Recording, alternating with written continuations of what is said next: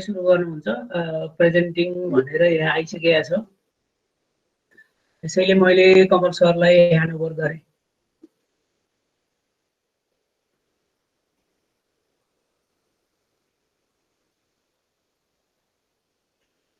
कमल sir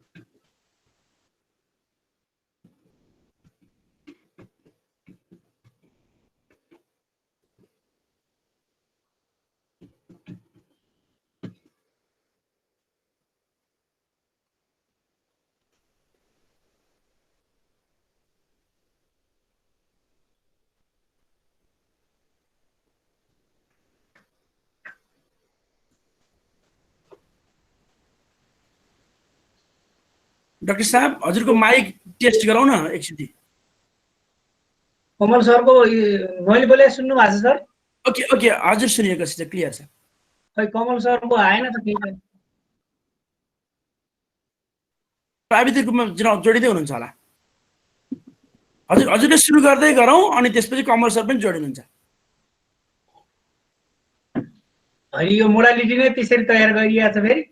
ए हस्, हुन्छ हुन्छ, त्यसो भए एकैछिन हामी कुर्छौँ।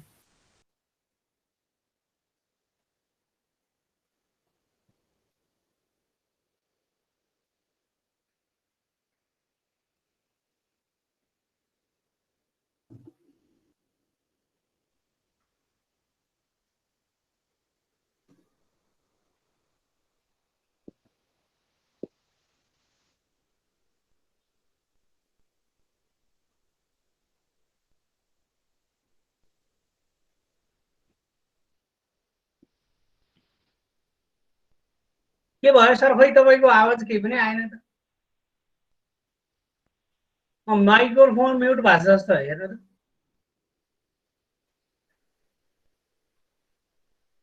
होइन होइन, त्यो तपाईँको भिडियोमा क्लिक गर्नुहोस् होइन, अनि त्योभन्दा तल एउटा डायलग बक्स जस्तो आउँछ क्या, त्यहाँनिर माइक्रोफोन रातो आउँछ, त्यसलाई अनम्युट गर्नु न, आफैले गर्नु मिल्छ। भुवनजी, उहाँले हजुरलाई इमेलमा चाहिँ पीडीएफ त्यो प्रेजेन्टेसन पठाउनु भयो भने तपाईले यहाँबाट स्लाइड शो गर्ने, उहाँबाट बोल्दाखेरि सहज हुन्छ होला। ओके ओके, थ्यांक यू बाबु आमन सर, म सरसँग कुरा गर्छु। हेलो, मलाई सुन्नु भयो अहिले? अहिले सुनेछ। Okay, thank you so much. म छिट्टो नै उ गरिहाल्छु। ओके, अहिले सुन्नु भएको छ सबैजनाले? हजुर हजुर सुनिएको छ sir. Thank you so much. नमस्कार सबैजनालाई। मेरो आदरणीय गुरु एवं राष्ट्रिय परीक्षा बोर्डका अध्यक्ष चन्द्रमणि पौडेलज्यू, राष्ट्रिय परीक्षा बोर्ड गण्डकी प्रोभिन्स का आदरणीय विष्णुनारायण श्रेष्ठ सर, त्यस पछाडि हाम्रो यो जुन 2 दिने ट्रेनिङलाई अर्गनाइज गर्नुभएका आदरणीय सम्पूर्ण आयोजक साथीहरू, भुवनजी लगायत सम्पूर्ण आयोजक साथीहरू, तपाईहरूले वास्तवमा यो नेपालमा राष्ट्रिय परीक्षा बोर्डको गठनसँगै चन्द्रमणि सर जुन बोर्डको अध्यक्ष भएर जानुभयो, उहाँले नेपालको एउटा अत्यन्तै महत्त्वपूर्ण पाटो तर त्यति राम्रोसँग संस्थागत गर्न नसकिएको पाटो, इभ्यालुएसनको पाटो, त्यसलाई झकझक्याउनु भयो र त्यो क्रममा हामी पनि जोडियौँ र राष्ट्रिय परीक्षा बोर्डको एउटा नेतृत्वमा अहिले नेपालमा एउटा क्याम्पेन नै भइराखेको छ। त्यो क्याम्पेन चाहिँ अब हामीले विद्यार्थीहरूको मूल्याङ्कन गर्दाखेरिमा कसरी मूल्याङ्कन गर्नुपर्छ र त्यो मूल्याङ्कन गर्दाखेरि हामीले तयार गर्ने प्रश्न पत्रहरूको क्वालिटी कस्तो हुनुपर्छ, प्रश्नहरूको क्वालिटी कस्तो हुनुपर्छ, त्यो चाहिँ नि महत्त्वपूर्ण। सुनिएको छ हैन सबैजनाले? हजुर सर सुनिएको छ सर। त्यो चाहिँ महत्त्वपूर्ण एउटा। अनि स्क्रिन पनि देखिएको छ, मैले अलिकति टेस्ट गर्न चाहे। स्क्रिन देखिएको छ? हजुरको मात्रै आएको छ सर, हजुरको अनुहार आएको छ, अरु चाहिँ देखिएको छैन। अरु देखिएको छैन है? हजुर सर। पर्खनुहोस् है, म अब अपलोड गर्छु मेरो यहाँबाट आइटम। ओके, म अलिकति मेरो प्रेजेन्टेसनलाई अपलोड गरिसकेपछि नै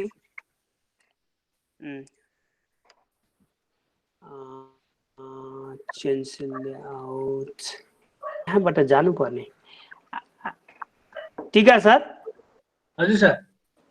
आजमा फेरि मेरोमा भएको छैन त के भएको छ? स्टप भन्नुहोस् है।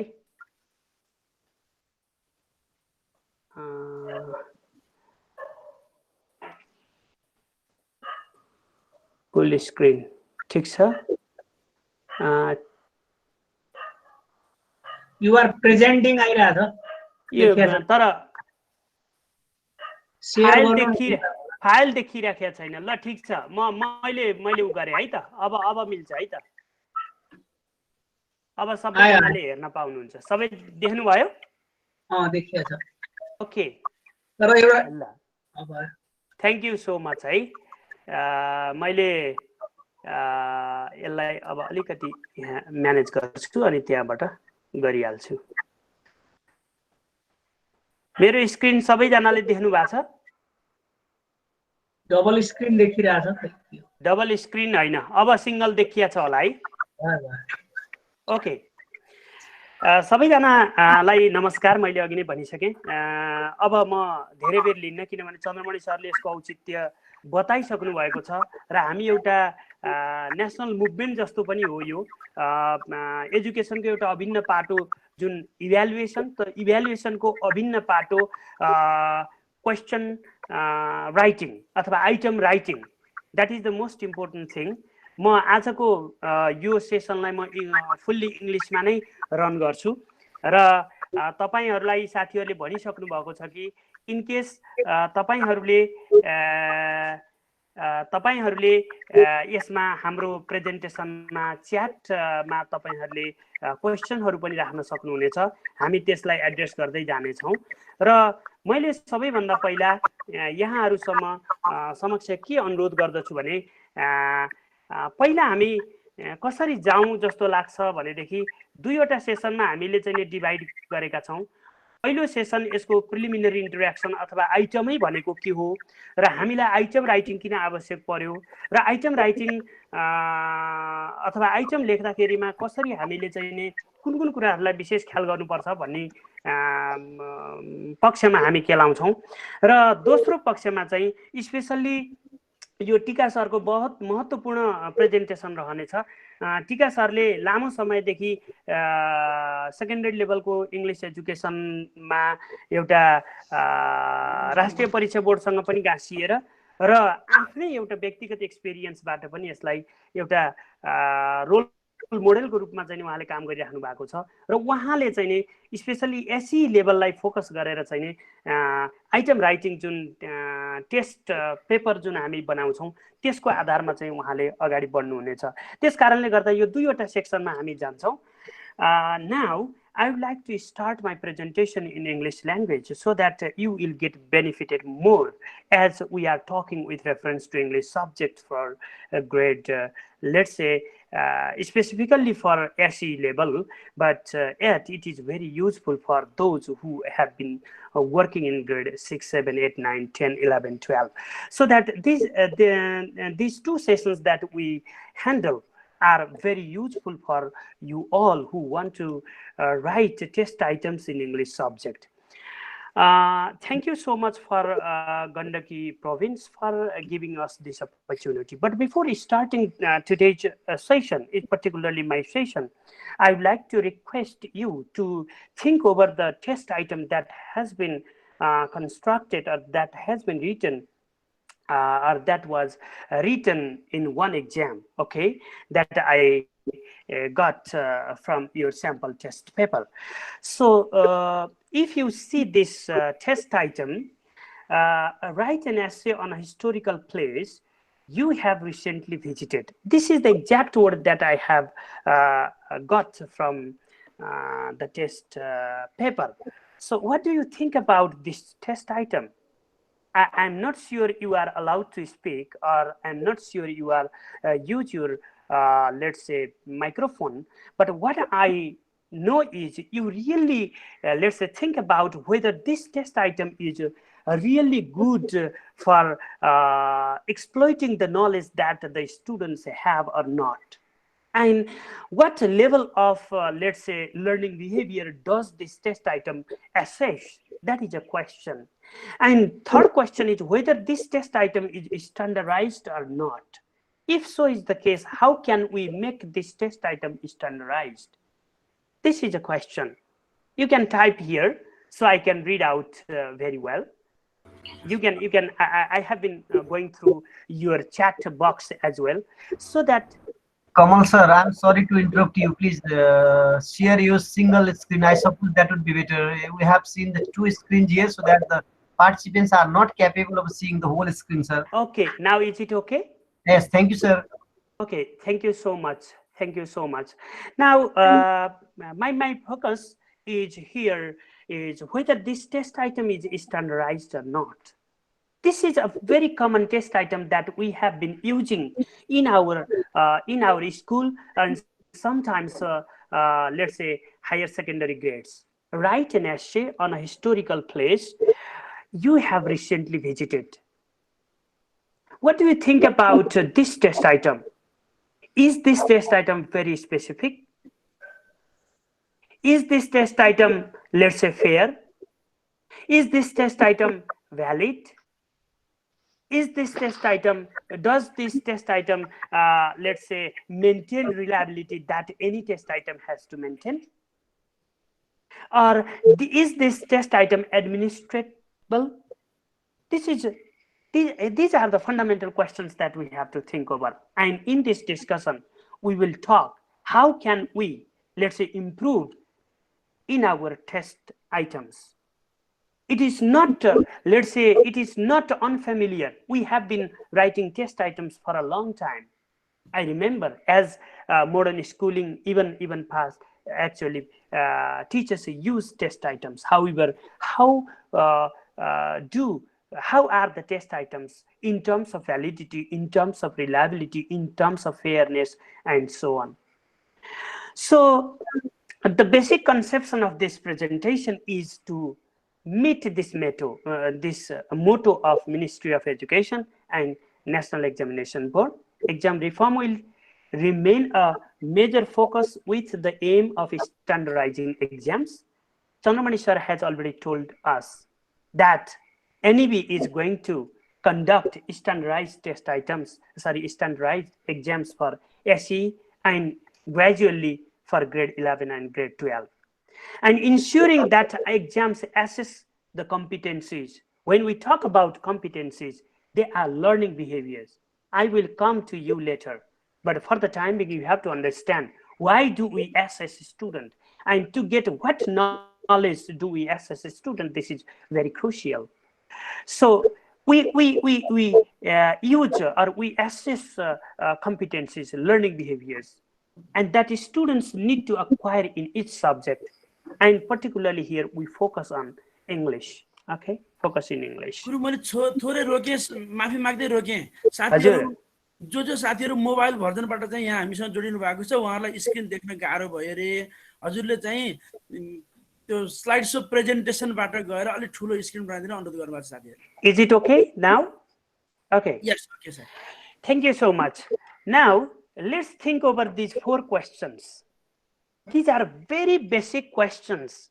What I want to request you all, not only the teachers who have been working for SE, but all teachers who have been working in all levels, even for nursery level, even for kindergarten level, even for, let's say, grade 1, 2, 3, 4, 5. Why? Because if we do not focus our attention in these levels, lower graders, and we cannot meet our goal when we go to SE level. That's why standardizing exams means those exams which are valid, which are reliable, and which are fair, and which can, let's say, which can measure or assess the knowledge that the students should deserve in that particular course. That is an standardized exam. That is. Now, why should we standardize tests? We should standardize tests. Why? You have to think over that. How could we standardize tests? There are different mechanisms. Chandramani sir has already told us. He told us the process of how actually National Examination Board processed the questions, test items to standardize these items, even to go for piloting, not for final examination. That is. And next is, what are the qualities of standardized test? Actually, I won't talk much about the theoretical concept here. We all are familiar with, because most of us are from education background, and we all are familiar with test items should be valid, test items should be reliable, and so on. They are very common things, but they are very difficult things to implement. So we have to think over, while designing, while writing a test item, we have to think over this validity, let's say fairness, reliability, and so on. Now here, standardizing test, when we talk about standardizing test, we have to establish reliability. This means consistency in scores that we get after we administer and, let's say, examine the test answer. Okay.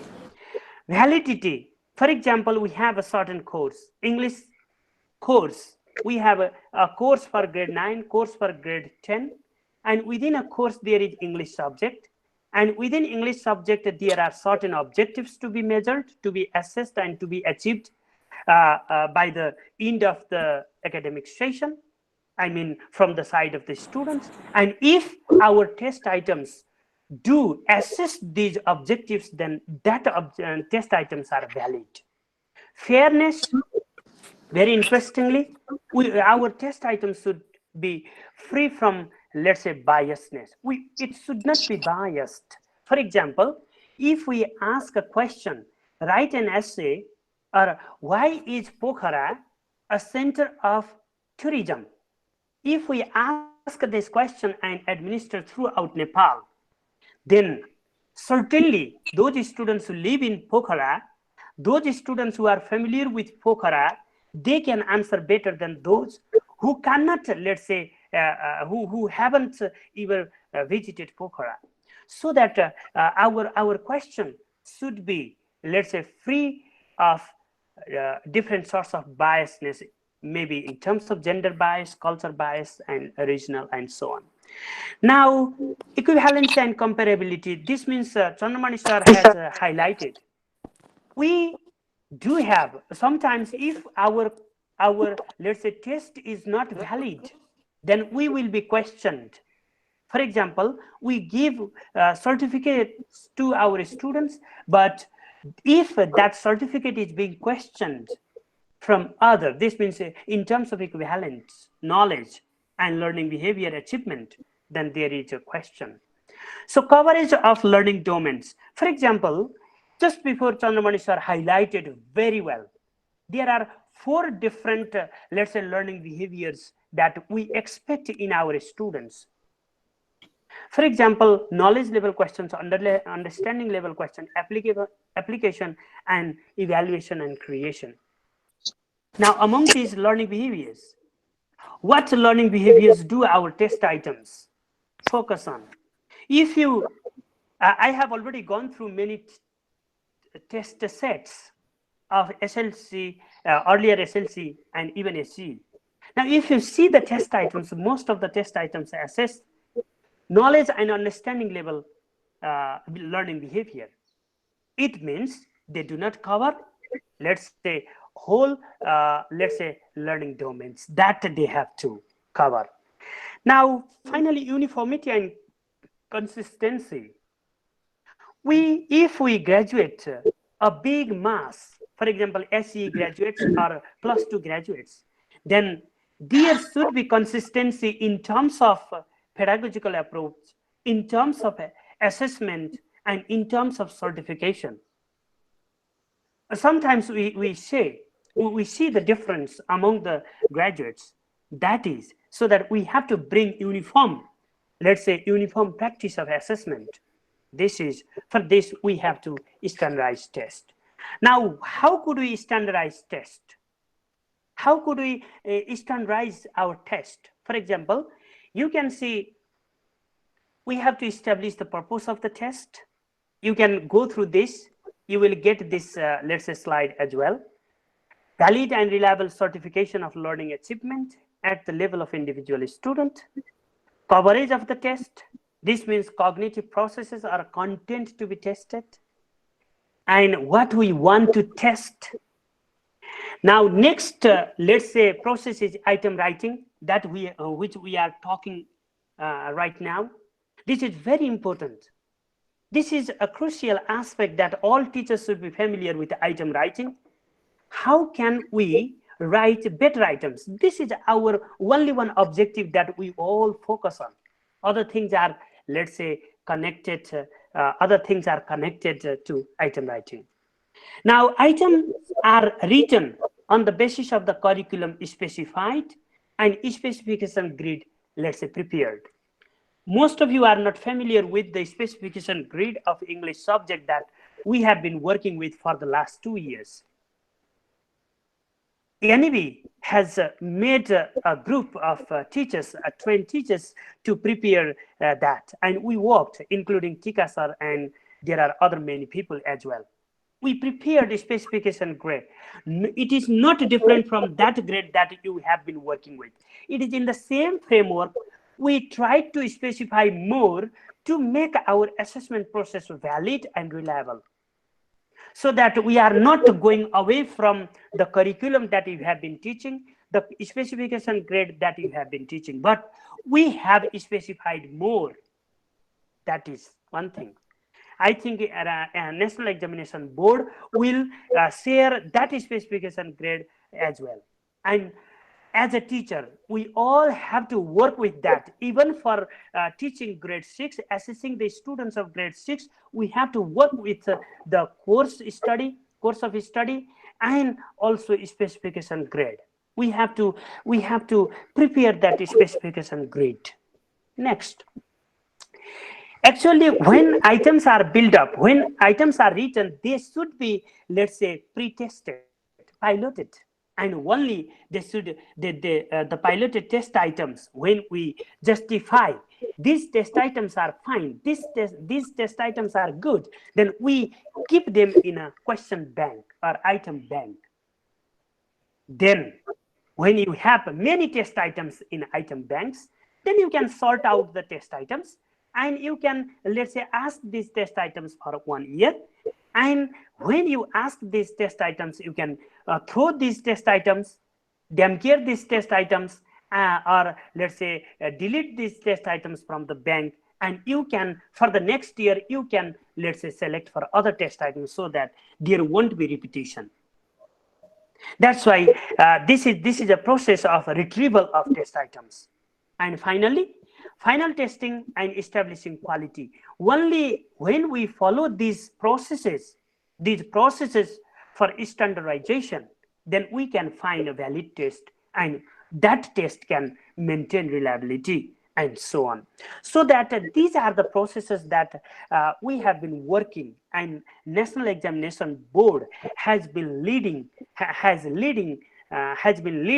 in this process. So as a teacher, I first request you to go to the third, let's say, place. This means a third column here, third item here, item writing, by linking curriculum and specification grade. Here we will talk we too will talk item cards, selected and constructed items, and actually how to work with the test items from low level, let's say, thinking skills and high level thinking skills. Let's come to a very simple matter, but very complex not so complex, but we have to work hard. When we talk about learning domains or learning behaviors, or let's say learning skills, whatever you call, these are learning domains that we generally talk with reference to. For example, remembering, understanding, applying, analyzing, evaluating, creating, these are the learning domains that we relate our assessment with. We should relate our assessment with, our test items with. Lower level thinking skills and higher level thinking skills. For lower level thinking skills, what do you expect from your students? What do you want to assess that the students have in their knowledge, level of cognition? For example, remembering. If you teach certain topic, if you teach certain paragraph and ask very, let's say, remembering type of, recalling type of questions, then these questions assess just a lower level thinking skill from the side of the student.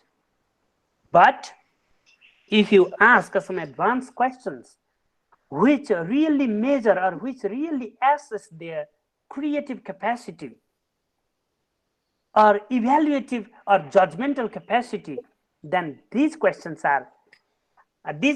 come under higher level thinking skills. So that we have to focus on these.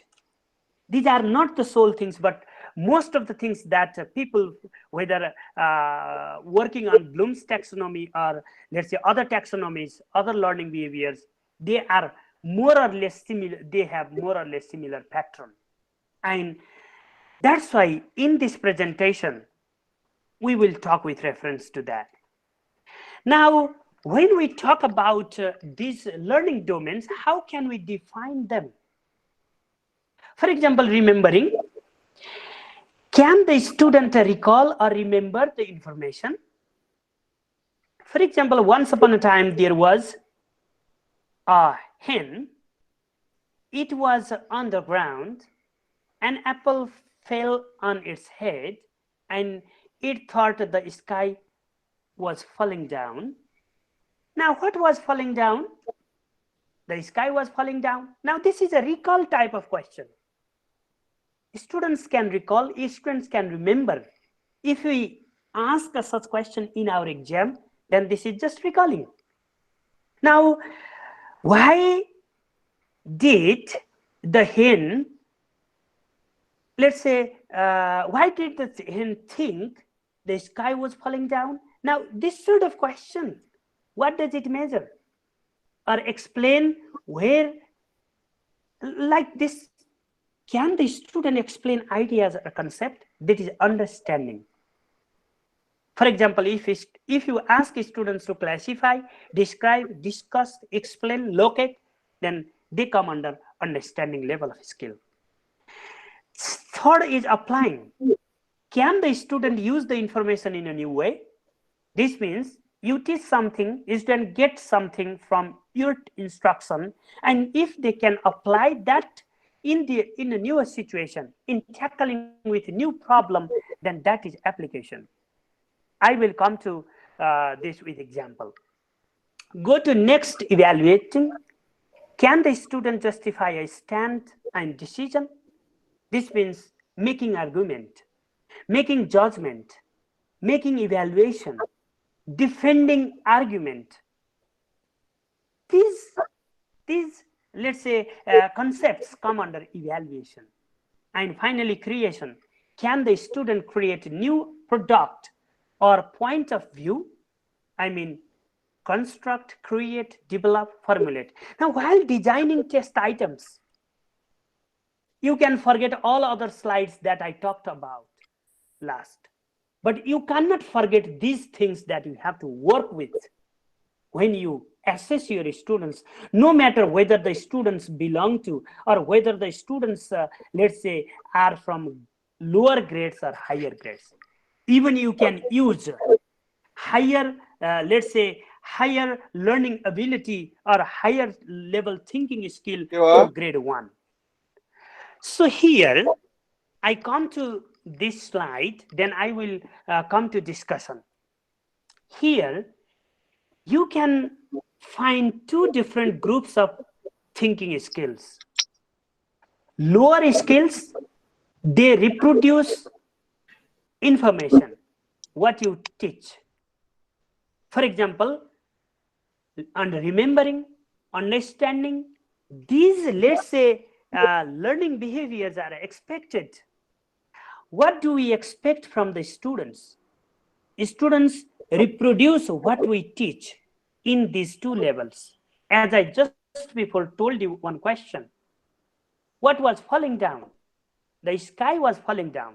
The student goes to the text, find the text, and then remembers the text and write down, or let's say tells us. So that this is remembering. Remembering and understanding, both these skills expect students to reproduce the information that you have taught, so that they come under reproduction level. Please be aware of this. Most of our test items do come under this. Our curriculum focuses on our students will have a judgment capacity or evaluative capacity. That could be our expectation. But if we ask a question just from the level, remembering level or understanding level, then we cannot meet our objectives of the curriculum. So third level is application. You can see some overlapping between. This is very important. And I will talk with reference to my example, how I developed two types of questions to, let's say, differentiate higher level application and lower level application later. For the timing, just wait for me. Now, analyzing. Here, this is analyzing, evaluating, and creating. These three levels are purely higher level thinking skills because they expect students to produce or to create something new, to produce something new. So they come under production level. Here, two things are clear. First, lower level thinking skills. To assess the students' lower level thinking skills, we can emphasize on remembering, understanding, and lower level application. And to assess creative, evaluative, and analyzing capacities of the students or learning abilities of the students, then we have to, let's say, we expect our students to produce, let's say, something new. Now, if so is the case, let's come to what are the test items you have been using to test your learners. I'm not sure, let's say, whether you have been working with your test items in this manner. But I'm sure that most of the test items that we have been using to assess our students are still, let's say, still come under lower level skills. So what are the test items you have been using to test your learners? You can find there are two types of test items that we generally use in a test paper. Objective test items, objective questions, and subjective questions. For objective questions, there are different, let's say, in language, let's say language education or language assessment, we have different items, different types of items. We have multiple choice items, multiple choice questions, that is the MCQs. We have fill in the blank, we have true false items, we have matching items, and we have clues test. I'm not sure if you are familiar with clues test. Other test you are familiar. Clues test means when every nth item is, let's say, missed in a text and students are expected to supply that nth item, that is a clues test. That nth item in pure clues test is 7th, but in guided or in, let's say, sometimes revised clues test, you can find, let's say, 5th, 6th, or 7th item. Fill in the blanks type, but it is not. It is a clues test that is generally used in language testing. So in these, let's say, very important is nature of answering. You have to understand this. And National Examination Board has been tracking, let's say, in terms of this. How do the students answer these test items? In MCQs, they select the test, they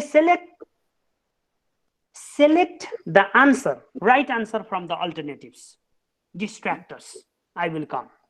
Fill in the blank, they select from the given alternatives, or they supply the word, that is also selected response item. True, false, selected response item, true or false. Matching, selected response item. And clues, again, selected response item. So these are, let's say, these involve selected response item. But sometimes, in some cases, even working with clues test, we can let's say give the students opportunity to, let's say, supply their own answer. Now, subjective questions. When we talk about subjective questions, there are three. Again, long answer questions. Students are expected to answer in a subjective manner. I mean, students do have freedom to express themselves to answer these questions. Second, short answer questions. Students are free, they are mostly text-based and, let's say, not so free. So that's short answer questions. And finally, clues. Even sometimes we can modify clues as constructed response item. I have gone through that in different, let's say, modules. So that here, in terms of nature of answering, there are two types of questions: selected response test item and constructed response test item. For the time being, for this presentation, I am not going to show you the format that National Examination Board has prepared to write test items. I think when you will have another series of, let's say, workshop, I will present that as well. But for the time being, you have to understand we can write two types of test items, either selected response test items or and let's say constructed response test items. Now, come to this question: what sort of test item is this? As I have been talking, selected response test items and constructed response test items. Please, when an English writer says he walked like a dog, he means he walked over his meal so hard he even chewed on the bones. B, he ran very fast. C, he slept a lot and hardly walked at all. D, he worked very hard. What is the correct answer? Could you type, please, so I can see? Please go through this test item and, let's say, type the answer. Which could be the key?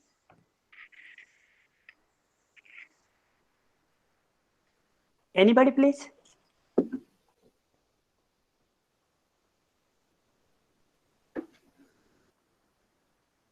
Okay, just a minute. I want to see.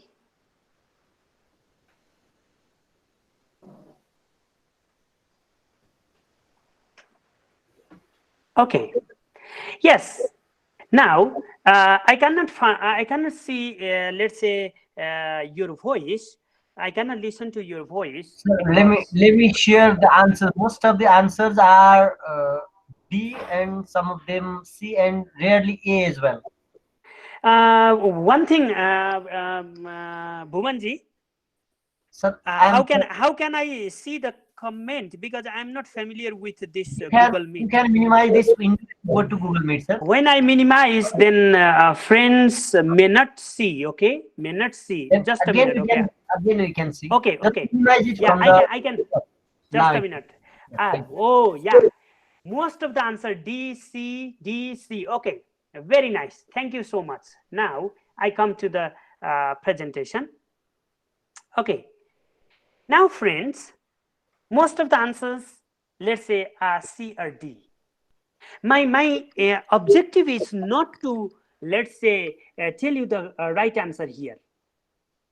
But my objective is how can we, let's say, construct a test item, multiple choice test item, and how do we know the components of multiple choice test item? And as a teacher, this is quite difficult to construct, but we have to construct, we have to write a multiple choice test item. And my objective of presenting this slide is to make you familiar with these different, let's say, different components of MCQ, multiple choice test item. When an English writer says, this is context. Now, for while writing a multiple choice test item, you have to give a context. Though it is not always essential, but it is better if you give, let's say, context. He walked like a dog. He means that is esteem of multiple choice test item. Now here are 4 distractors. Distractors means these are possible answers. They distracted the student from guessing. And actually, very important is when you find these test items, when a student faces these possible answers, then he judges which one is the key. So here, 4 different components you can find. D is the possible, D is the correct answer. He worked very hard. He worked very hard. That is the correct answer. That is the key. But other 3, let's say, answers, possible answers, they also make students to think over, to use their higher order cognitive skill, higher order thinking skill, or higher level thinking skill to find the correct answer. So you have to design multiple choice question in this format. You will get this format, you will find. Now go to next. Item writing. You can see some people believe that students should be given a large amount of homework so that they can learn independently. Others disagree and think that they should be engaged in social activities rather than school work at home. To what extent do you agree or disagree? Give reasons for your answer and include any relevant examples from your own experiences. Now, how do you think about this test item? This is a very common test item that has been given in your textbook. This means a textbook of grade 9 and 10. Do you think this test item is a standardized test item? Do you think this test item, let's say, demands students to use their own experience and express themselves? What sort of test item is this? What is the difference between these 2 test items? In this test item, now it is subjective. Students can express. This means students do have room for expressing themselves, but here students don't have room for expressing themselves. This is the difference between these 2. Let's come to revisit these 2 test items. Now here, item 1, that is this is, let's say, selected response, and item 2, this is constructed. So please, we have to follow this format while designing test items. Now I kindly request you to get connected with National Examination Board, and let's say, for example, you can talk to Ram Chandra Pandey sir as well. I think he is present here, and you can get connected with, let's say, National Examination Board. You can write test items and you can send test items to National Examination Boards in this format. You will also get, let's say, format for selected response item and constructed response item, and you can get money. Whether Chandramani sir missed to tell you something very interesting is, all teachers who write test items for National Examination Board, they get money. They have already passed the rule and so on per item. Okay. Now let's go to secondary examination, and here SE has specified 4 levels of, let's say, thinking skills: knowledge level, comprehension and understanding level, application level, and higher order abilities. When we talk about higher order abilities, just before I told you, higher level of applying, then analyzing, then evaluating and creating. These 4 come under, let's say, higher order abilities. Sorry, 3: evaluation and creation and analyzing. These 3 come under higher order abilities. Application, that is, let's say, using the learned knowledge in new situation and using the learned knowledge in similar situation. There are 2 levels of application as well. I will come. Comprehension and understanding, actually, and knowledge, they come under lower order abilities. I don't have more than 10 minutes for my presentation. It is 8:50, so in 10 to 12 minutes I will conclude. But before concluding, before, let's say, our Tika sir comes to talk with reference to the particular test items, let's judge ourselves. Let's assess ourselves with this sample text. Suppose this sample text is not familiar to you. I have brought from a textbook, but this is not, let's say, familiar to you. Unseen text, let's say. Protection and purification of drinking water supplies, improvement of basic sanitation and promotion of goods. Sorry, promotion is repeated. Promotion of food and let's say personal hygiene are essential measures to prevent transmission. Hands should be frequently washed using soap and clean water. They should be washed before preparing food, eating, drinking, and after using the toilet. Early diagnosis and treatment of typhoid cases is very important. Next preventive measure is vaccination. 2 typhoid vaccines are available. Oral live attenuated vaccine given on days 1, 3, 5, and 7 with a booster every 5 years, and the other one is parental vaccine, which, let's say, involves 1 dose with a booster every 2 years. I just copied it from. Now, if you have to develop test items from this particular paragraph, how do you develop test items from, let's say, lower level thinking skills to higher level thinking skills? Do you think it is possible to form higher level test items that assess higher level thinking skills from this paragraph? Do you think this is a question for you?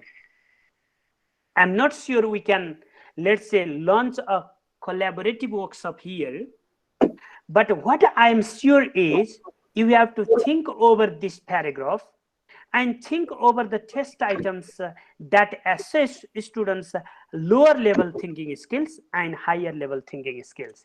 Please, could you see this paragraph and write 1 or 2 test items, all of you, 1 test item. Some of you can, let's say, write higher level thinking skills, and some of you can think of, let's say, lower level thinking skills. Can you please write test item? How do you write test items for assessing students' learning behavior? Please start. I want to see your chat. Can you read that? I don't think. Those who are using mobile phones, they cannot. of you, if you can write some questions, then I will come to next.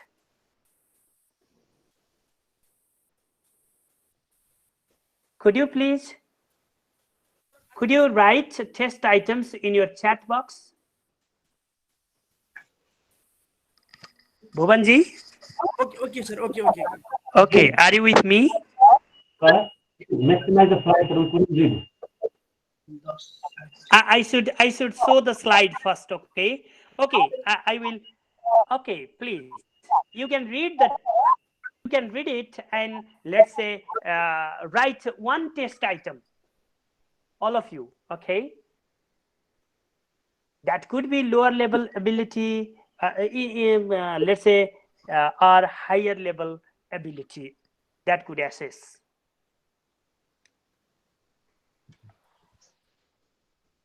Only 2 minutes, okay? Only 2 minutes.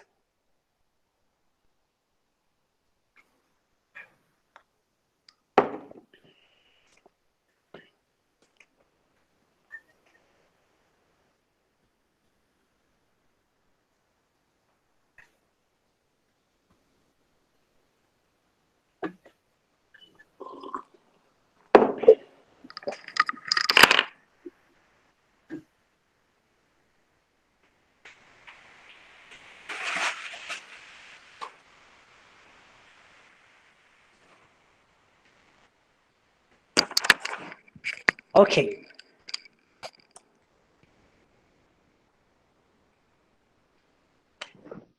Now I want to see.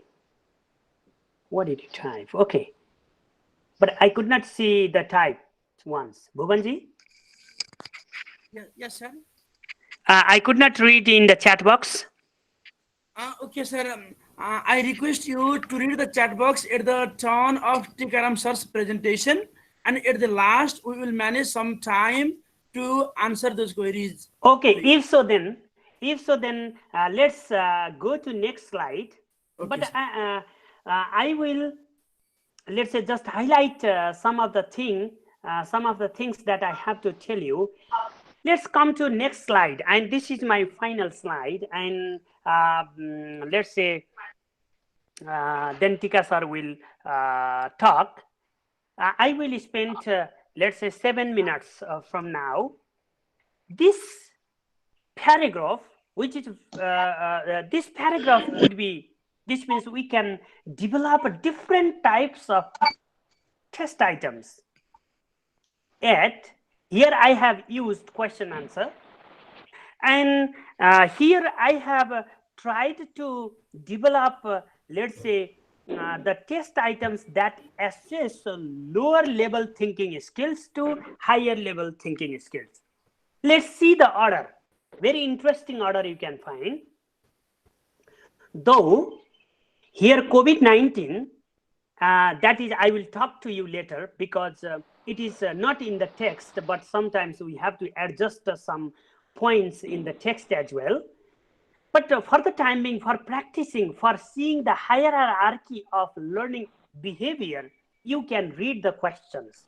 First question you can see, what are the different types of vaccines mentioned in the text?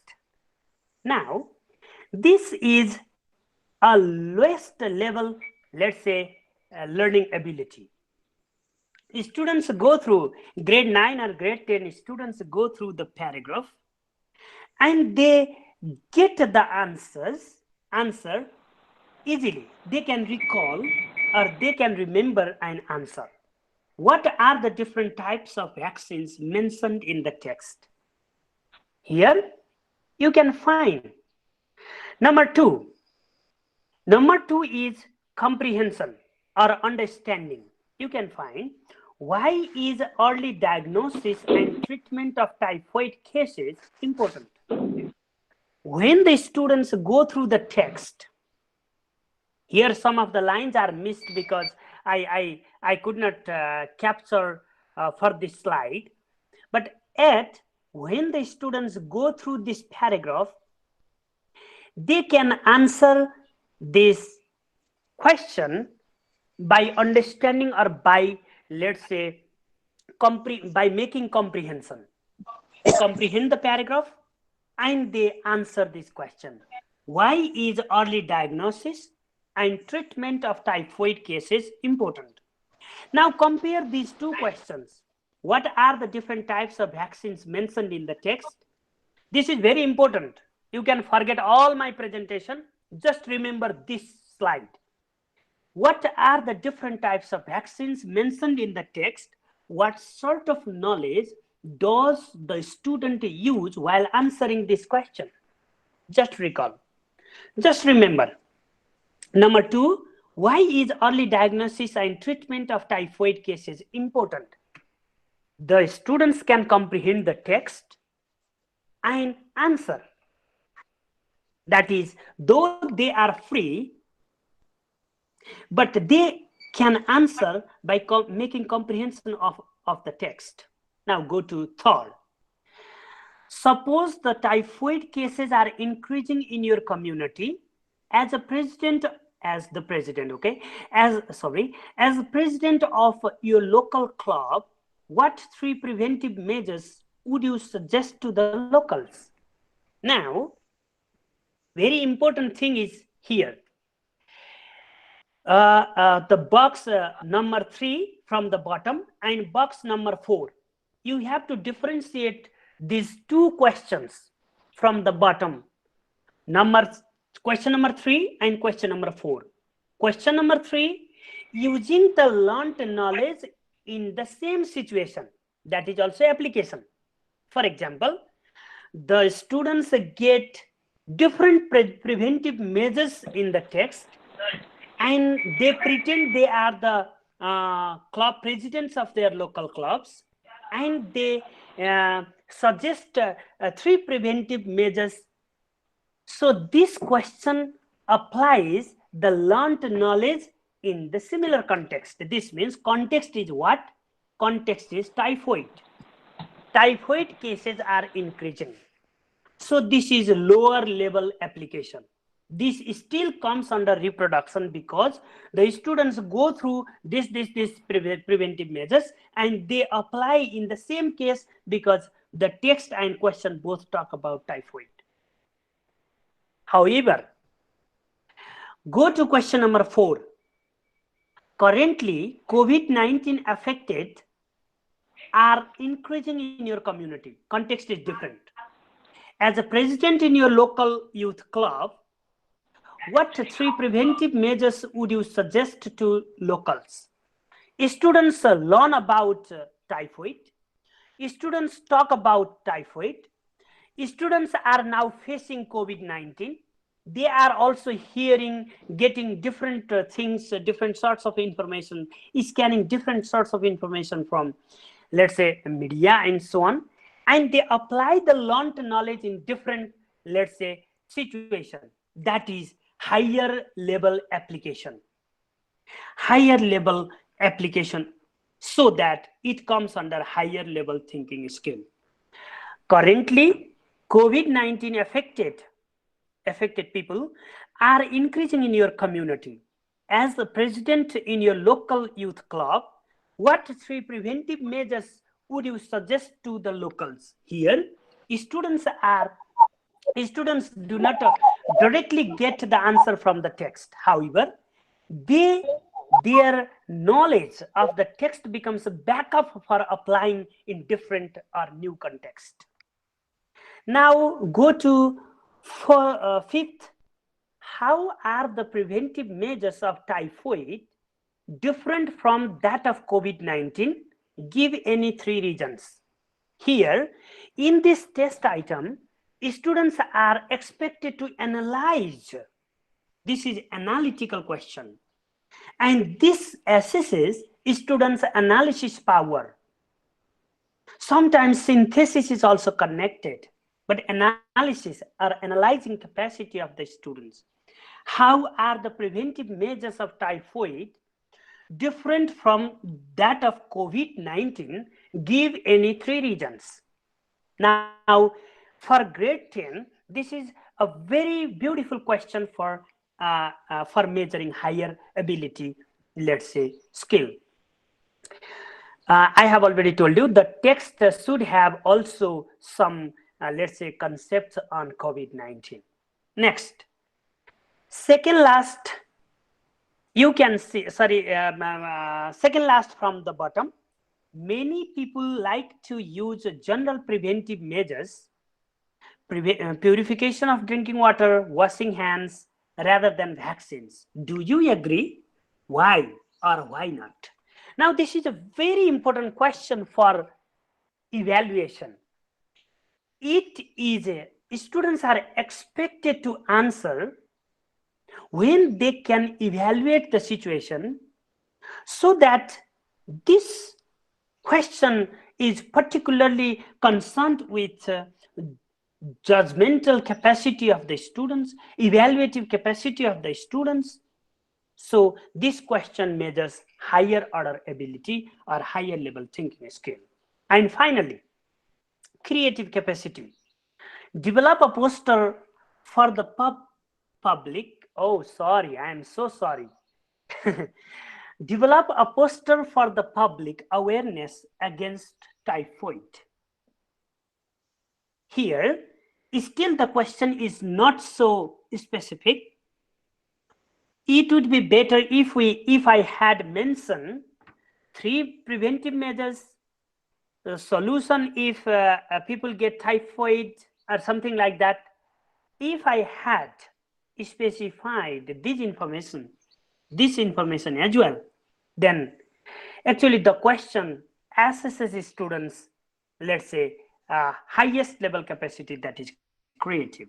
Now see the difference between question last from the bottom and last from the top.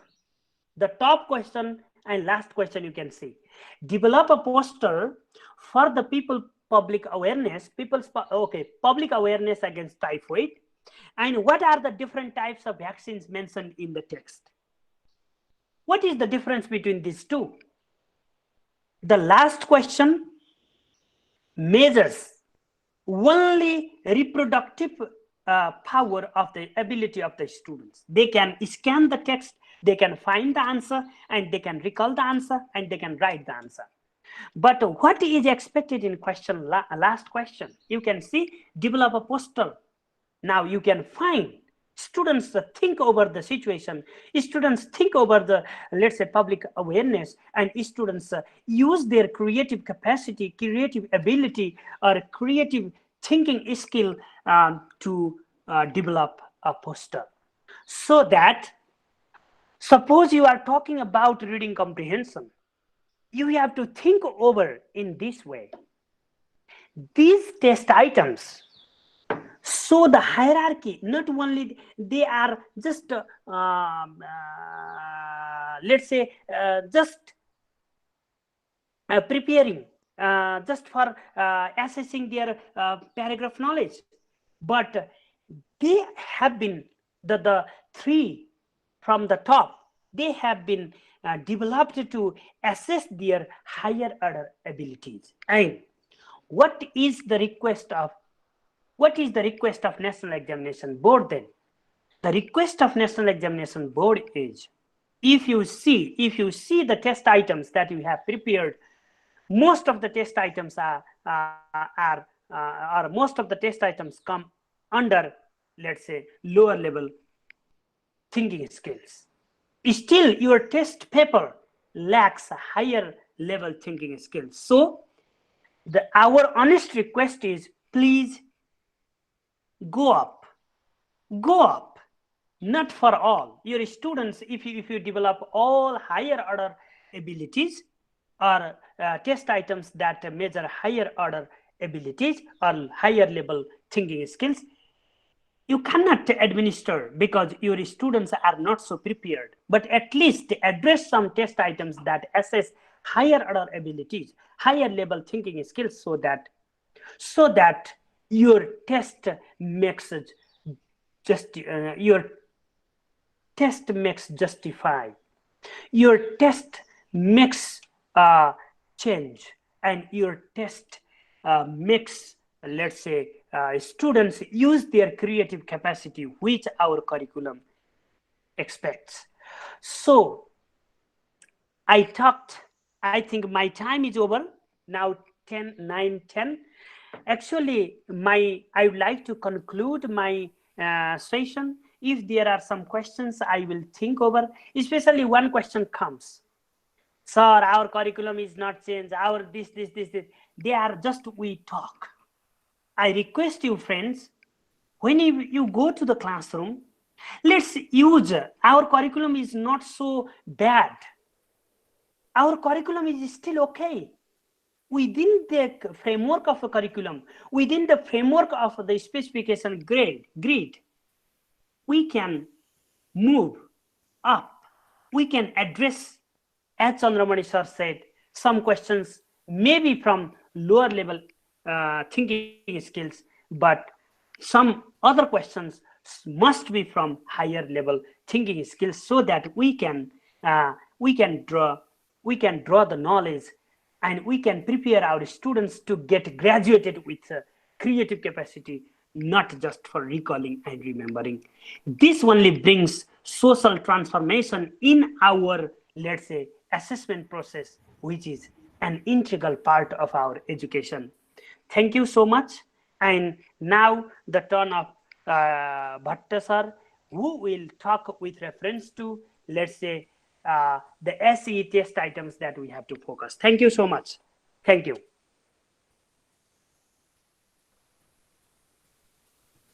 Bhuvan sir. Thank you so much, Guru, for your scholarly presentation. Now I would like to request Dr. Tikaram Bhatta to have the presentation. Thank you, sir. Okay, Tika sir, upload your slide, or you can work with this slide. And Kamal sir, if time favors, at the last we'll manage some minute of time for you. Okay, I am here. I will listen to Tika sir. I will listen to Tika sir. Okay, thank you. Kamal sir, you had better stop presenting and Kamal sir will start his own. I suppose it's better. I stopped now. You can please. Yes, thank you, sir. Okay.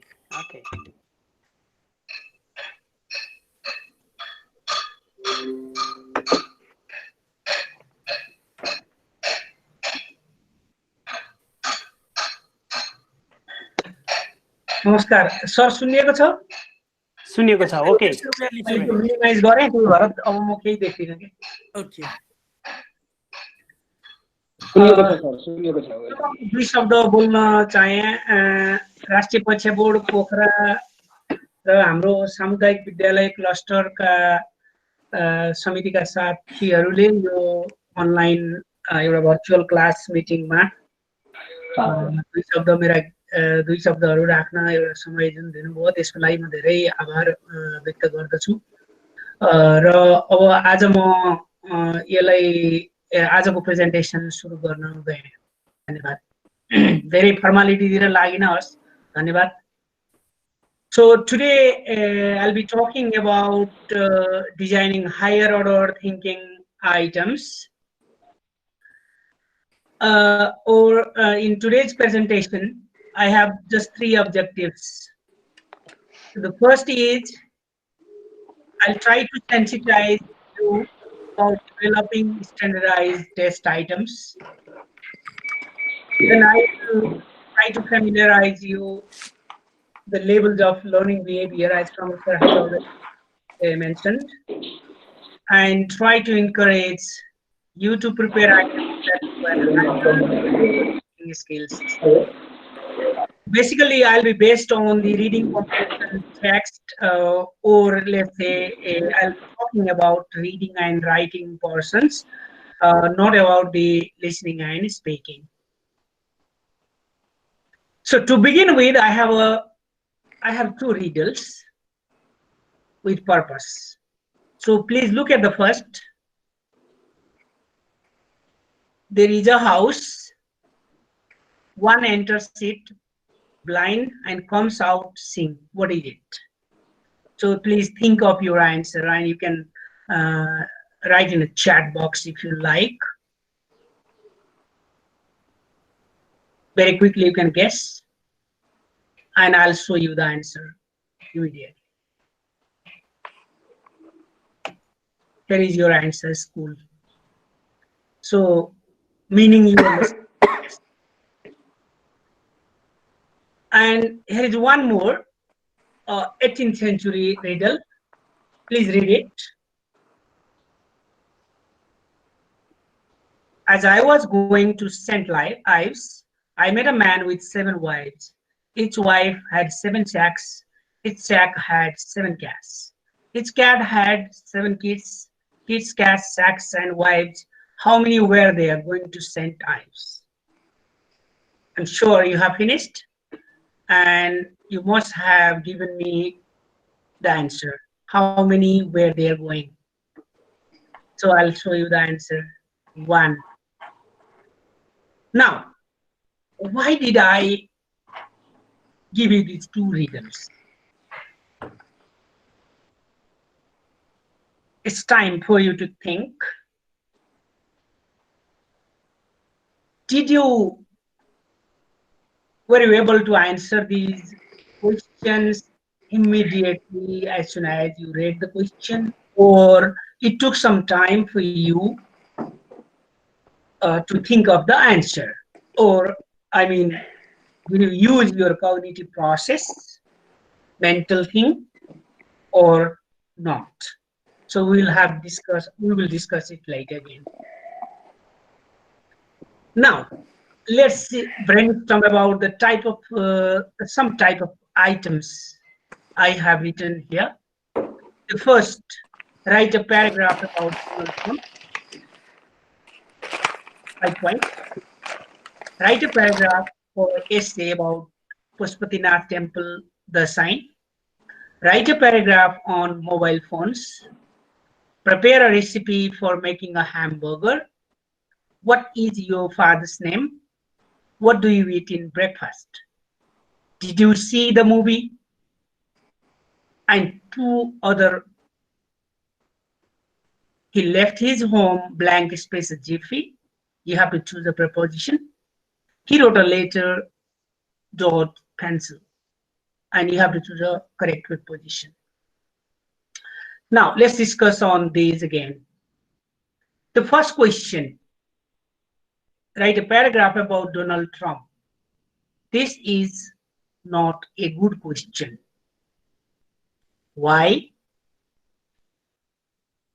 Because it's difficult even for us, we teachers, number 1. Number 2, it does not clearly specify what we need to do. Like, write a paragraph, okay, how many words? So can be 100 words, can be 200 words, can be 300 words paragraph, whatever. Or maybe 50 words, 20 words, and so on. Then next, write a paragraph or essay about Pashupatinath temple. Like this question is normal in our context. And I again say that this question is not a good question from the testing point of view, because it is a biased question. Only Hindu people, number 1. Number 2, only those who are near Pashupatinath or only those who visited Pashupatinath can answer the question very well. And again, the rubrics or the instructions is not again given fully. And the third is write a paragraph on mobile phones. Excuse me, sir. Yeah. Doctor sir, you had better once please restart the screen sharing since someone shared the screen and it is interrupted being shared. Oh, okay.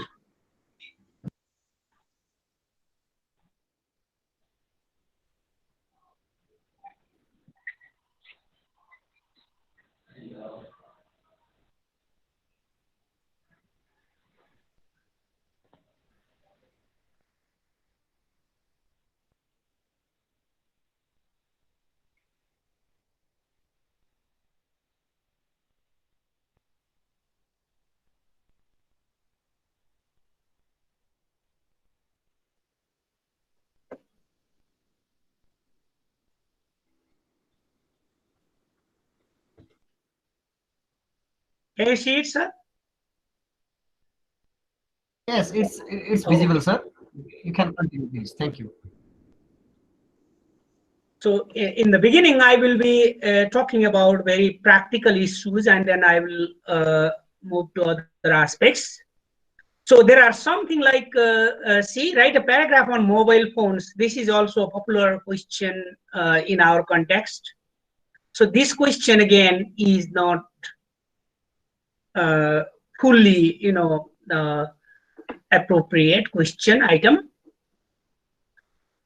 When we ask about mobile phones, for example, we need to be very, very specific. I'll show you some of the item writing guidelines later on. So please have a look at all these things. These are at one or the other aspect, not valid, or they are not a part of the standardized test item. So we need to stop, making or asking these kind of items.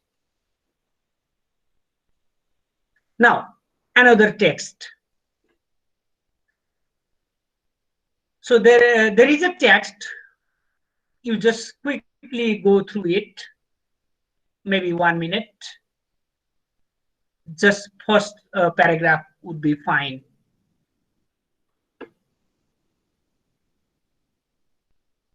So I will read it for you for the first paragraph only. Police today arrested Dr. Rohit Kumar Jha, a general physician at Nagpur-based Medicity Hospital, on the charge of attempting to rape a 30-year-old patient. Now, think, can we ask this text in our SEE or any other examinations at our schools? And now my answer is no.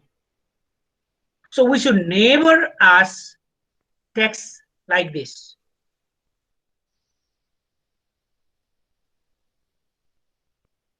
So it violates the norms or qualities of the standardized test.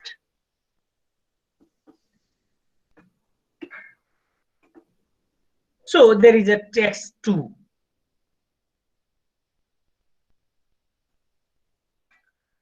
Now,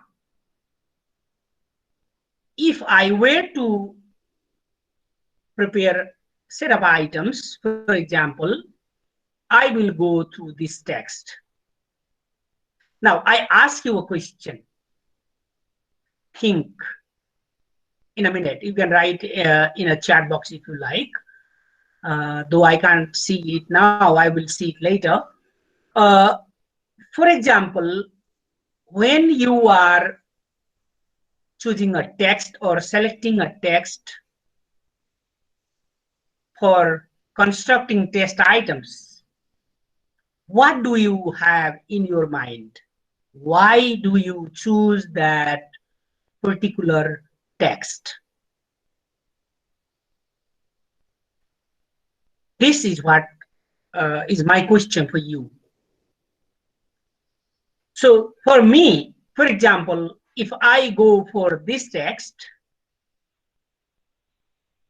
I first read the text thoroughly and then note down all the important facts, like in not a maximum of, say, in one aspect, I might note down 2, 3 points or 4 points, or no points, words, 4 words, 5 words, or 6 words that I find very, very important. And then I will start writing items out of those selected points only. So facts, figures, examples, or other items like important details.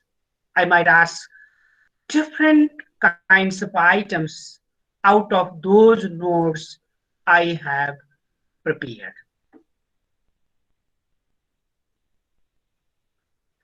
So now let's go to quickly go to test specification grade. I'll come to the text again later. So I'm pretty sure you know the test specification grade. This is what is the heart of the test. It's the blueprint. So I'm sure all of you look at the specification grid and take the help of it. No matter how many years you have been teaching, no matter how experienced you are, no matter how far you have chewed the books, definitely you need the test specification grid when you sit for preparing test items. This is one mistake we have been committing in Nepal about SEE test. So many of the teachers, you are one of the, you are one of the examiners in National Examination Board. I am one of them. And what we do is we sit, look at the textbook or other materials, and then start writing the items without having a glance at test specification grade. The other thing, test specification grade guides you very well for designing the test items. So this is what going to happen from this year's SE examination. But this should have happened, but because of COVID dilemma, it's going back. And so what a table of specification grade does is you can see the weights, how much full mark. It has the objective. So earlier I asked you, why do you choose a particular text? So why do you choose for creating a particular item? For example, what year was John born? You are trying to make an item like this. Then your first thing is you need to have an objective. Why are you asking that particular item? The same way, why you are selecting a particular text. It should have some objectives. That objective should meet the learning outcomes, or what we call the competencies, or again the objectives given in the curriculum. So curriculum and specification grade, remember these two items as our heart while sitting for designing the test items. So it does a lot of things. You can read them later on, when you have a free time. Another thing is maybe you have read them in your master's degree as well. So I'm not going to be more theoretical. I only say that objective is very, very important in the beginning. And again, we'll talk this all later on. This is an example of specification grade. Now, let me talk about these things. So constructs. When you have the specification grade, this construct is a testing word. So you can simply remember it like a skill. What skill are you going to test? First, you need to remember that. In our SEE, our curriculum gives a few of these constructs: listening, speaking, reading, and writing. In these 4 skills, similar kind of things like extracting gist. And I have used 2 acronyms here. Many of you might know this. The first one is SIID. S is specific, I is information. Another I is important, D is details. Specific information and important details. MISD. M for main idea, MI, and SD for supporting details. So I will again come to these 2 acronyms later.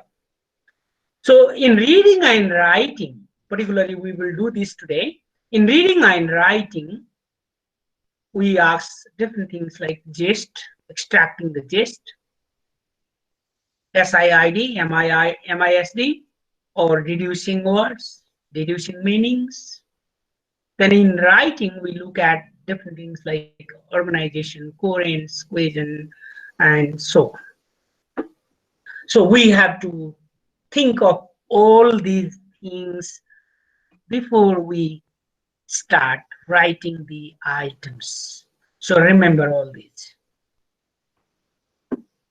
So these are learning outcomes again from curriculum. So please, again, I can say these are the objectives. You can find them in your English curriculum as well. So I'm not going to talk about all these.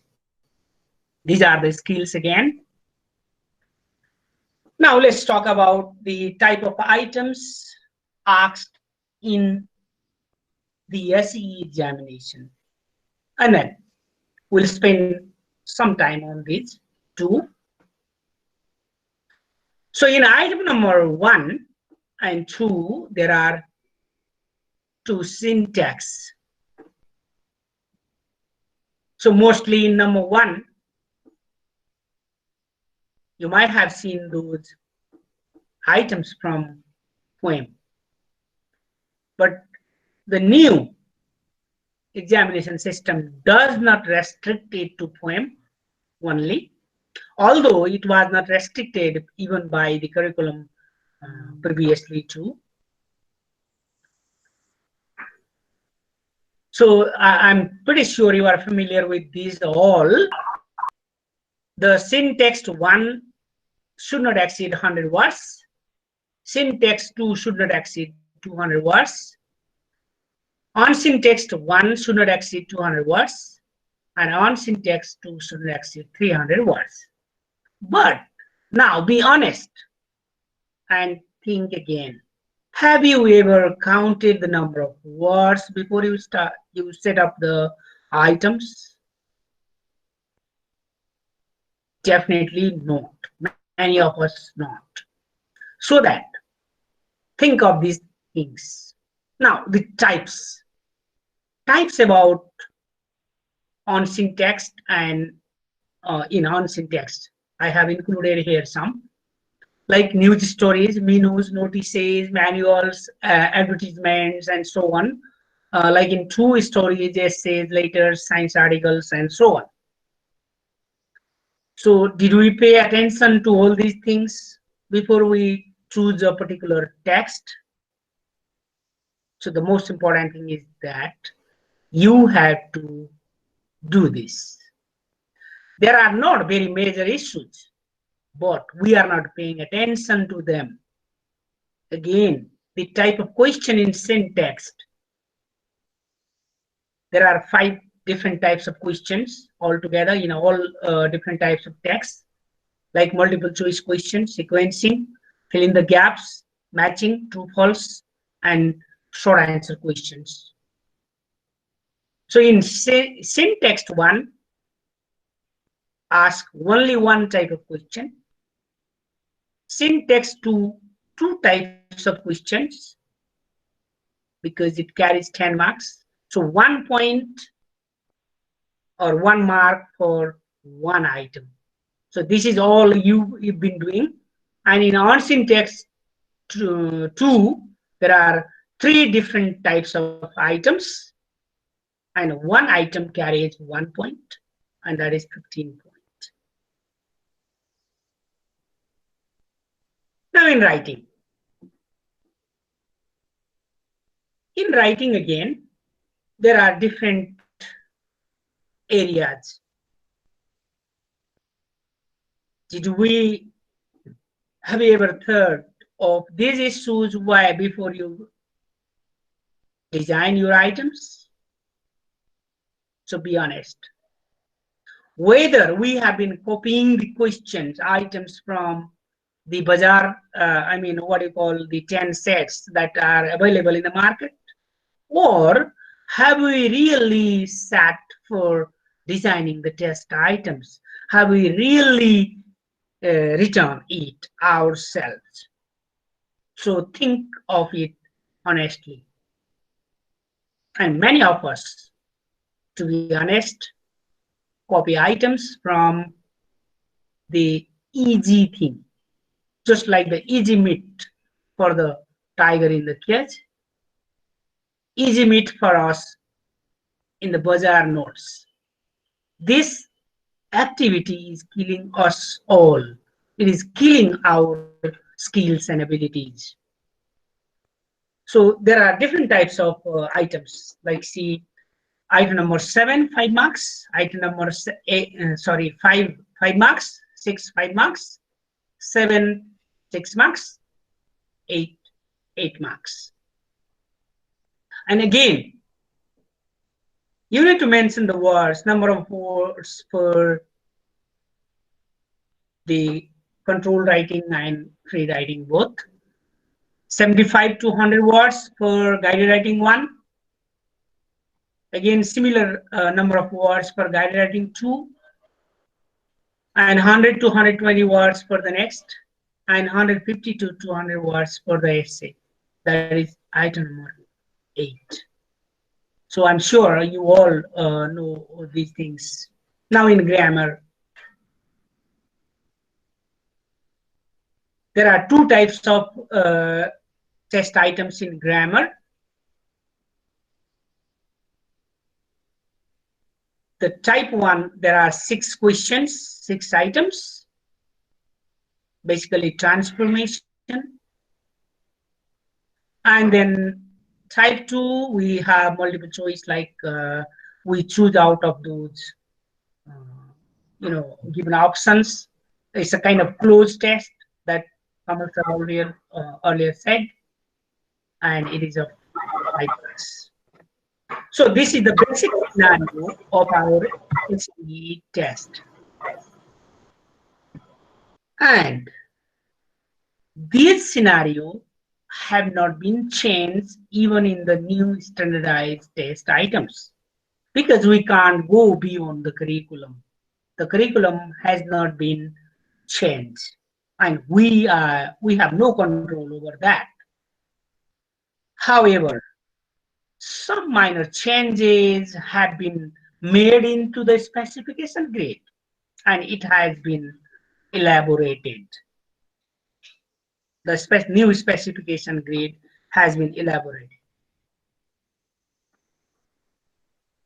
So why?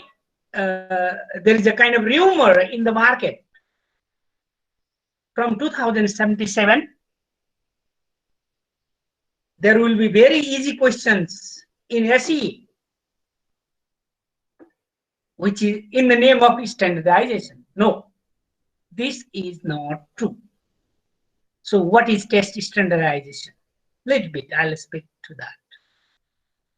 It's a large scale test, absolutely true, because 4 to 5 lakh students appear in this test. The same test items will be distributed to all those students or parallel items. So this is again true. Now the third is not true so far. Selection of questions from common bank of questions. We have not set up a question bank so far. But now, National Examination Board has set up a bank of questions. And the questions will not be repeated next year. So far, what is happening is kind of parroting. Our students collect the question papers, previous question papers, and they practice them and solve the items, solve the questions, and they get prepared for the SEE. So it's a kind of parroting thing. From next year onwards, this one happen. I mean, this year onwards.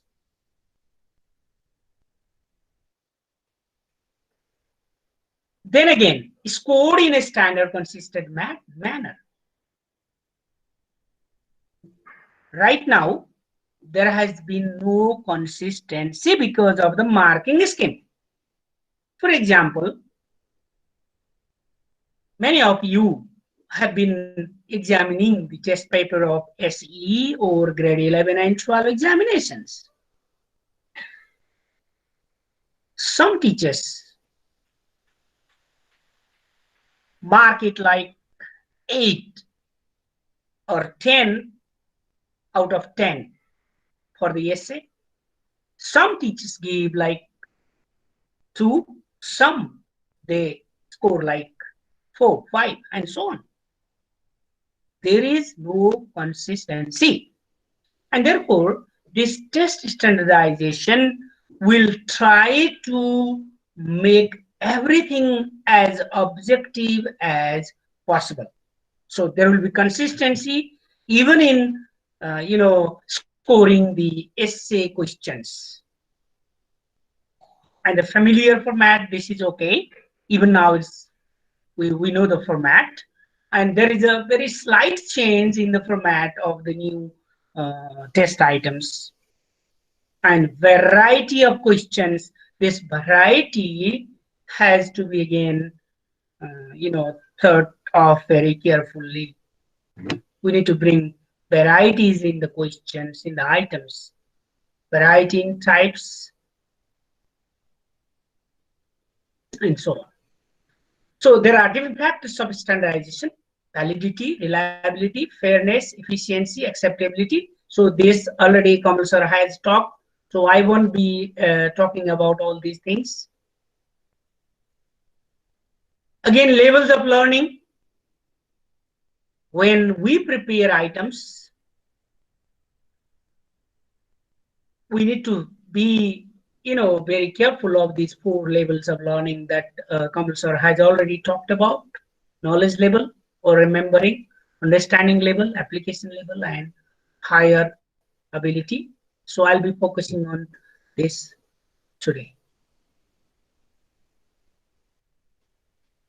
So in general, our SE test papers so far, as we understand, focuses on this. Item 1 and 4, knowledge and understanding.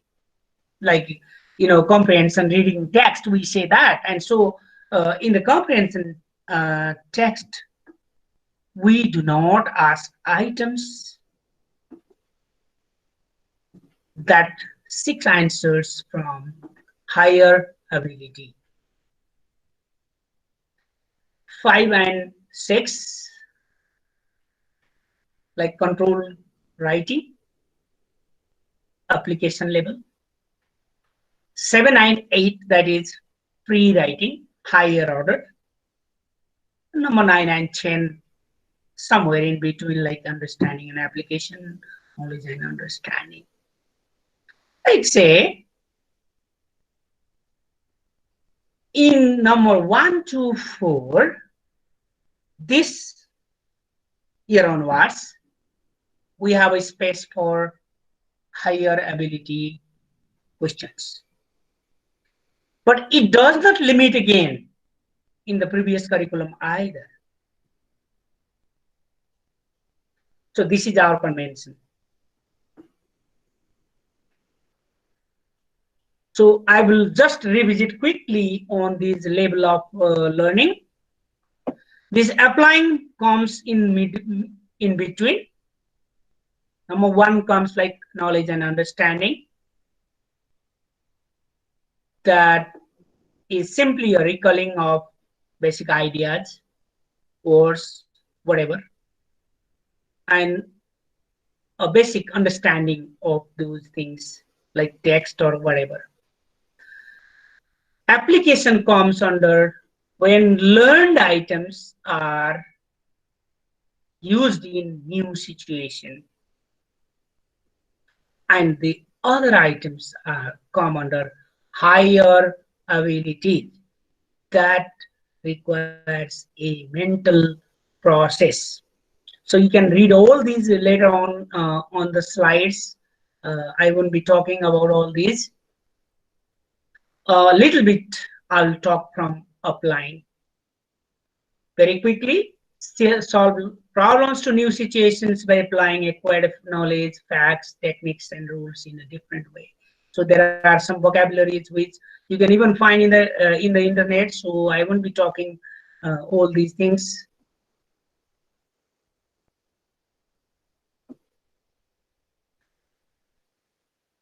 Okay, now text mapping. I'm sure some of you might have been familiar with the text mapping thing. What is text mapping? Earlier, I asked you, why do I choose for that particular text? Because it gives some facts and information, facts and figures, examples, and so on. When I have a text, then what I do is I start reading and making notes out of that. Text mapping is a process, systematic process, in which three or more, like even you can write the more is better. Three or more people sit together and read the same text and make notes of the important details, like SIID. Earlier I said specific information, important details, main idea, or supporting ideas. What I feel, I will note down, and what the other three people feel, they will note down. This is how we first may prepare notes before we start asking a question. For instance, earlier I asked you, why do I ask one question like, what year was June born? So because the four people have come under consensus to this point, because we all paid attention to the year June was born. Therefore, my point now here is, before we sit for making a test, we need to know the what do you call learning outcomes or the objectives. We have the objectives, then we prepare the notes, we come under consensus. Now you might ask me, in our school we don't have others, how can we do? There is only one English teacher. Yes, but for that, before you start writing a question, you do it yourself, because in the examination the students do not have more time, and you can't be unfair by asking any type of text. And this is why sometimes very confusing questions, very ambiguous questions with very ambiguous answers are also asked. Therefore, my point is, and my request for you is, text map any text before you start writing the items. So you will read all these later on, please. Now, the process. Again, see, earlier I told you, earlier I have one text like an all right plane. I'll be talking about that. Again, see, when we finish reading, while reading, we do not talk. We only keep quiet. We read silently and prepare notes.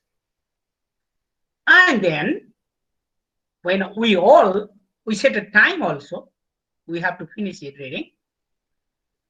And then when we finish it, then we sit together, 4 people or more. The more, the better. We sit together and then note the text map points. What point did I note? What point did you note? And then put a check mark with text mapper 1, text mapper 2, text mapper 3, and 4, and 5, 6, so on. So on. Then what did I think of? Like, for example, I thought that 60 miles an hour is what I read, what I noted, what I thought is important for me. And the text mapper 2, 3, and 4, if all of us had come to the same point, then choose these for making the item. So I'm sure you got the point.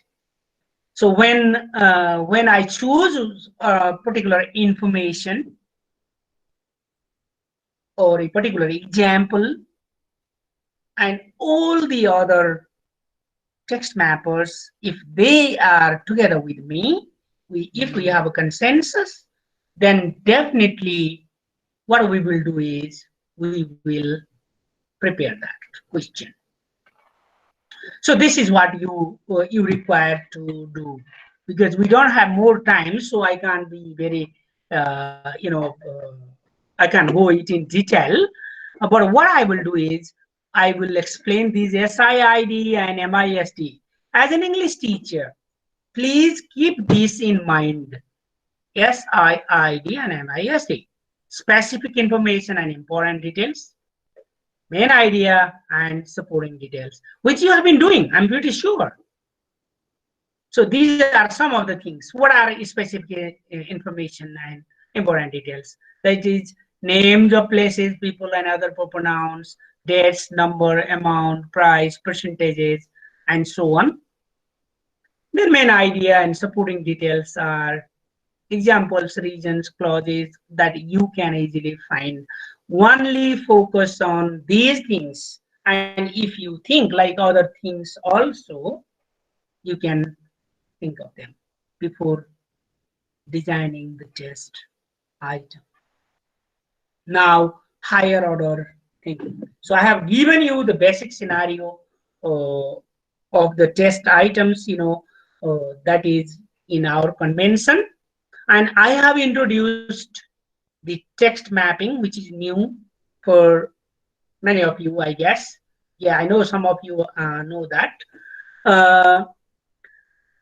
Now, the higher order thinking.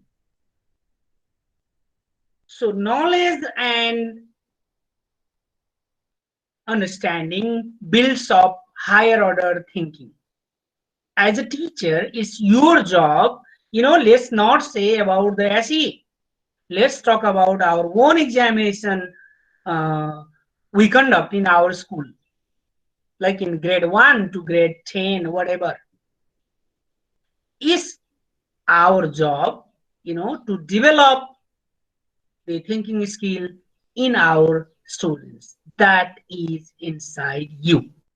You have to change your teaching system, teaching habit. So far, many of us, what we do, we go inside the class, we take the textbook, we again lecture. A kind of teacher ghost is inside us, because our teacher did the same to us, and we have to change. And we have to prepare our students for the 21st century. The students have to be able to think to make decision, to give logic, to be reflective. We need to enhance their cognitive process and creative thinking. So this is what we call higher order thinking. So I'm pretty sure in our reading text, we do not have items that require a big kind of thinking.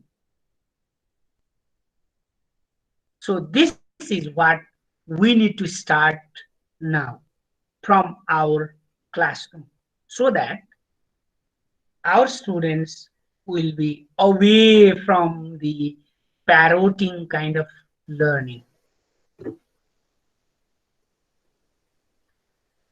So why higher order thinking? Here is a list I have given. You can quickly read for decision making. Earlier, you remember those two riddles I have asked in the beginning. That requires a kind of thinking. So these thinking are best, are grounded in our knowledge.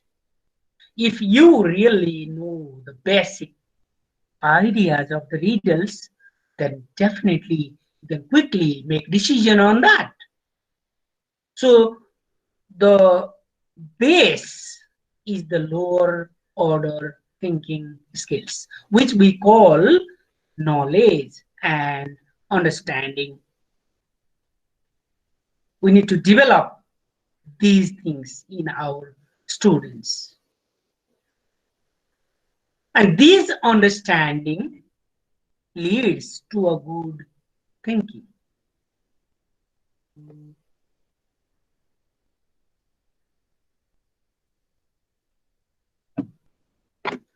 Okay. All right, sir, all right. So I'll skip a few slides then. What type of questions can we ask? In a text, you can ask questions like main idea. There are some examples of items. Main idea 6, the central content or central idea or the author's point of view. Some example questions are here. Which of the following describes the central idea of the passage? Or what does the author talk about? Something like this. Then this comes before that, recognizing and clarifying. This builds up for the higher level. Because if you quickly go through the text, if you don't go through the text beforehand, then how can you prepare questions? You need to read the text yourself. And for students, you ask most of the questions like 75, more than 75, let's say 80%, you can say. 3 things you consider, like all students can do, most students can do, and some students can do. So thinking of the levels of questions, like all students can do comes under recognizing and clarifying. Choose SIID or MISD and ask. Then second, some students, most of the students can do, that covers the average of them. Then third type of items, some students, which is higher order thinking skills, which ask. So you can ask the purpose of referential questions as well. The students need some thinking to answer the questions. Why did the author give the example of John's struggle in the island in this text, for example? Or the primary purpose of the first sentence of the fourth paragraph, or maybe first paragraph. Why did the author mention this? Why did the author mention agriculture? Or why did the author mention COVID-19 in the second paragraph, or typhoid in the second paragraph? So these are some examples. Inferential question. What can be inferred from the text? There are three important words, please remember them. Infer, assume, and imply. So let's teach our students first in the classroom this way. Only then we can make our students, creative. Otherwise, no. What do we do? Many of us do like, say this is the real event. Select a few lines to answer one question. So we have to stop doing this. Please read these again later on when you get the slides. What is required then to understand the whole text? Let's teach our students also. First, we need to identify the key understanding and insights from the text. That is scanning or skimming, whatever. You quickly go through the text and learn what is the text about. Then build understanding of the meaning. When you prepare questions from out of the text, start with easier questions. Be as specific as you can. So mainly remember the information questions, which we call WS questions, like what, where, why, how, and so on. You need to prepare questions like this. So for example, what are the potential benefits of computer according to the text?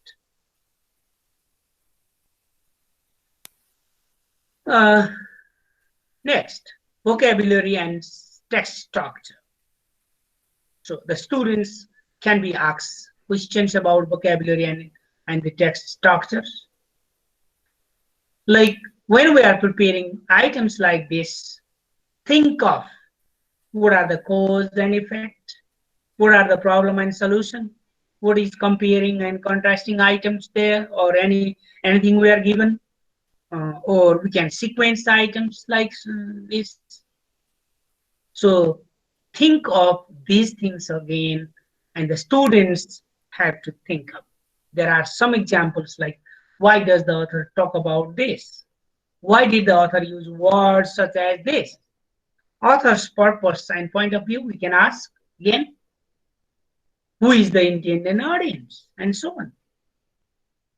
So I'm coming to the last slide, I guess. So inference question, I have already talked about. So remember these three words: assume, imply, and infer. And we can ask the students to critique or to criticize or to comment or whatever. How would this text, or how would the idea one be different from idea two? How would the say, how does the opinion given in the text differ from you? What do you think about that? So this is how we can develop creativity in our students. So thank you so much. Yeah, as I have been instructed to finish at 10, I have just wrapped up. And finally, what I would like to say is, please think of making some higher order thinking questions, which we can design by using our brain first, remember the types, you read the slides in detail. I'm pretty sure you will get the idea again from there. And so on. Thank you so much. Yes, thank you so much, Tikaram sir. Kamal sir, are you with us?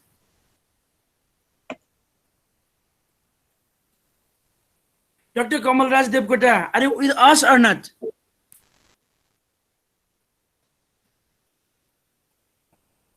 It's okay, no problem. Once again, thank you so much to our honorable facilitators, Dr. Kamal Raj Devkota and Dr. Tikaram Bhatta sir. We would like to offer our sincere gratitude to your scholarly presentation. Along with this, now I would like to add one response from the participant side. For this, I would like to request Mr. Tikaram Srestha. He is participating here with us from Gorkha. Tikaram sir, are you with us? Yes, sir. Okay, म सहभागीको तर्फबाट संक्षिप्त प्रतिक्रिया 1 minute भित्र राखिदिनको लागि सादर अनुरोध गर्दछु यहाँलाई. नेपाली कि अंग्रेजीमा sir? Okay, whatever you like, no problem. Okay. Honorable Chairperson, the respected chief guest, the scholars, Dr. Kamal Raj Devkota sir, and Tikaram Bhatta sir, and all the participants. I'm extremely delighted having such kind of opportunity to present my views regarding the topic. At first, I would like to appreciate to